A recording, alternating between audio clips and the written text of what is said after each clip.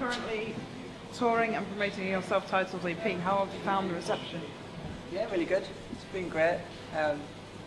We released our debut EP, even though we've been going for like 4 years. So I've always been a bit sceptical of releasing a few songs at once and people not hearing them, but so far so good. We've had really good reception, not only from local kind of press and stuff like that, but also like features on Six Music and stuff, so it's gone really well.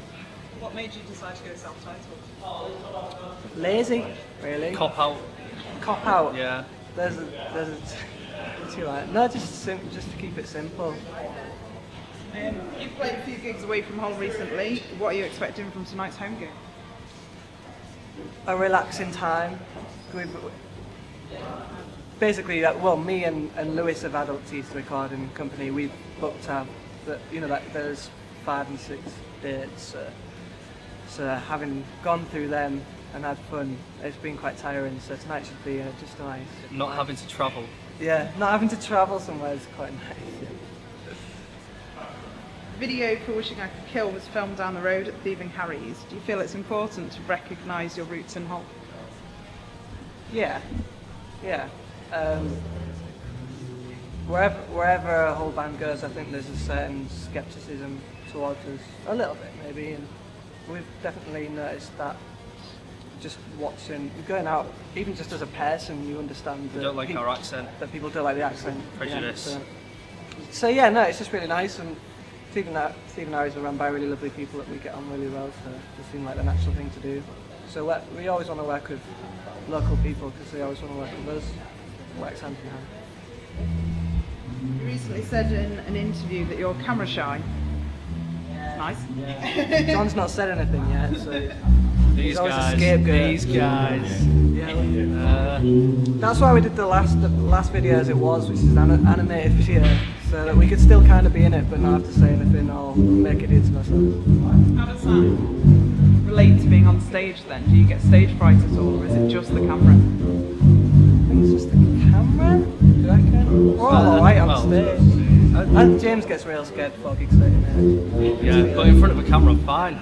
Yeah, so, Yay. yeah, it's just a camera thing. Yeah, I could have done this interview. Oh, well, no, he's... Oh, damn it. Yeah, I am a bit loose.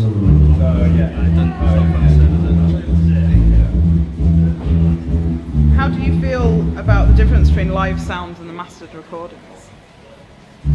Well, whenever we've gone in the studio before this EP, we got a sound that we were happy with in the studio, but we couldn't transfer what we did live onto a recording.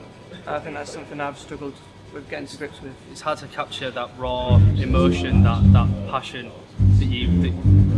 all those vibes, the adrenaline from a live performance, and being able to put it onto a record, and vice versa. That crispness, that clean, everything is precise.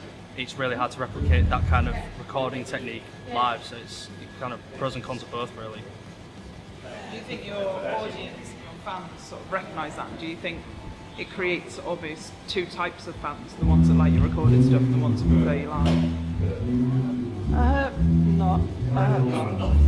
I think people that have found us online it's been a refreshing change to get that rawness down.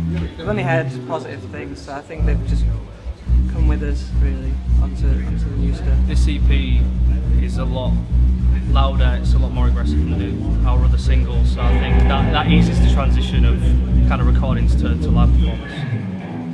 It's got to be nice as well if you're getting what other roles do you take on? Obviously touring, different people need different things and want different things. John's like the eye candy and the humour, so that's what John's in. But Token beard. I don't know, James always talks to the other bands and makes sure all the gear's sorted when we get there. Jack watches all the bands intently. Standing there. Louisa just doesn't say anything. Yeah, he's a good. Just stands by the merch and just kind of. And then obviously me and Lewis, we book the majority of the things and organise them as best we can. And where do you tend to get your inspiration from, both musically and lyrically? Well, I write the songs and then I bring it into this lot and then they make it even more horrible and make me cry and change it. But yeah, mainly just stuff that's going on with me, I guess. Yeah. Focus on you a little bit. Next week is Female Takeover at the Warren. So next week, when we feature this interview, we're focusing primarily on women. Do you think that there is a separation between men and women in the music industry? I don't think there should be, but I think in some aspects music can be quite a laddie thing to get into, but it's fine with these guys, I feel.